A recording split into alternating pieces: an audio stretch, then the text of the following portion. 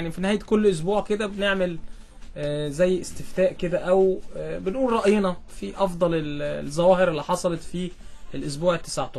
كابتن سامي شيشين كنا بنتكلم على افضل هدف، قلت لي هدف ايمن حفني النهارده وهدف احمد الشيخ. عجبوني الاثنين في سموحه، في سموحه في مره البعيد. واحده، في البعيده حلوه، خدهم مره طيب واحده على طول. افضل لاعب، افضل لاعب انا شايف يمكن ايمن حفني. انا بالنسبه لي ايمن حفني بعد رجوعه بفتره كبيره جدا النهارده، هو يمكن هو اللي فرق في نتيجه اللقاء النهارده بالنسبه لنادي الزمالك. افضل مدافع انا شايف محمود علاء بتاع دجله. مدافع كويس قوي، مع محمود المتولي اللي هو مدافع الاسماعيلي، الاثنين ماشيين كويس قوي. طب افضل حكم، بص عشان الحكام احنا ما بنفتكرش، لكن المباراه بتاعت امبارح بتاعت المقصه وسموحه كانت قويه جدا وكانت سريعه، وكان في بعض الاهداف لو الحكام او المجموعه كلها مصطحين، بالذات الهدفين الاول والرابع بتوع فرقه السموحه اللي كلنا كنا بنقول عليها تسلل، وكان راحت انفرادات، وضربه الجزاء اللي حسبها لفرقه المقصه. بعتقد هو الثلاثه كانوا كويسين قوي، والنهارده الصباحي كان كويس قوي في اللقاء ده، ما شفناش اخطاء باينه منه، لكن احنا عشان بحكم ان احنا الاسبوع طويل الحكام معظمها احنا ما نفتكرش الحكام، لكن انا بقول المباراه دي كان فيها بتاعه المقصه وسموحه طاقم التحكيم كان كويس. كان هايل. طيب افضل فريق في الاسبوع ال19؟ سموحه. ضربه جزاء غير صح. انا شايف سموحه. بتاعت ايه؟ بتاعت سموحه امبارح والمقص اللي هي بتاعت هشام محمد، صح؟ افضل فريق انت بتقول سموحه؟ سموحه عجبني جدا. افضل حارس مرمى امير عبد الحميد. انا شايف امير عبد الحميد ماتش الانتاج ماتش الزمالك كان كويس، واللي بتاع المباراه اللي فاتت كان كويس، رجع طيب. بشكل كويس قوي. ماشي، هكمل معاك، بس خلينا نروح للمستشار مرتضى منصور رئيس نادي الزمالك، ابارك له على الفوز النهارده. سياده المستشار ازي حضرتك؟ يا استاذ كريم، اخبار حضرتك ايه؟ الحمد لله كله تمام الحمد لله. ايه فرحان للفوز النهارده ولا زعلان؟ لا عادي يعني. ها؟ عادي. ليه؟ عشان الاعلام المقرف يا استاذ كريم. مال الاعلام المقرف؟ الاعلام اللي بيطلع اشاعات كاذبه، الاعلام اللي يطلع ان الجهاز الفني تم اقالته قبل الماتش بتاع الاولمبي بربع ساعه. هو كان في اجتماع لمجلس اداره نادي الزمالك. من حق مجلس الاداره يجتمع.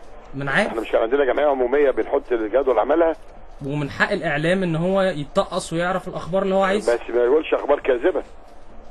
بس المعلومات ما مشيش. ايه رايك؟ ما الجهاز ما مشيش عشان الظروف خدمته. لا لا لا لا, لا يعني حضرتك كان اللي احنا عارفين ان انت كنت واخد قرار ان يحصل تغيير في الجهاز الفني. لا مفيش كلام ده. والمنظومه الاعلاميه لنادي الزمالك مش شيشيني عندك مش كده؟ جنبي. انا كلمت سامي قلت له تعالى. لا ما انا سياده المستشار انا قلت ان دي في ناس مرشحه، لكن ما قلتش ان في حد اتكلم، وده حقيقه.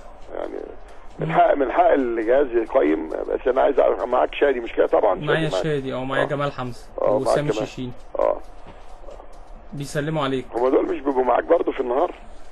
انا بس في النهار لا ولا شادي في النهار. انا بس خايف من الراجل بتاع النهار انك يا استاذ مرتضى تعمل مداخلات معايا ولا تقول اسمي. لا انت عارف انا يعني بيبقى انا كمذيع، انت المفروض بقالك 10 سنين شغال الشغلانه. انا مذيع، انت عارف حضرتك وعارف القصه بالظبط، فما يعني ايه ما تضغطش عليا. مفيش حاجه اسمها بتاع الاعلام ده. النهارده راح انذار للوزير، لو ما حلش بتاع الاعلام بتاع ماشي، دي مش قصتي بقى. خلينا انا بص يعني ما تدخلنيش في القصه دي عشان اسمع يا خليني، انت مش بتطلبني. انا بطلبك عشان اتكلم في الزمالك وادخلك اهو في الشباب والرياضه، الاذاعه الحكوميه والاذاعه المصريه. في النهار مش بخصمك، هو في ظروف انا خارج عن ارادتي، ما اقدرش اعمل حاجه، انت عارف وحضرتك عارف. مفيش حاجه اسمها عليا كحك، هو عارف يا استاذ مرتضى لو سمحت. مفيش حاجه اسمها محمد لمين بتاعتهم دي اللي عاملينها.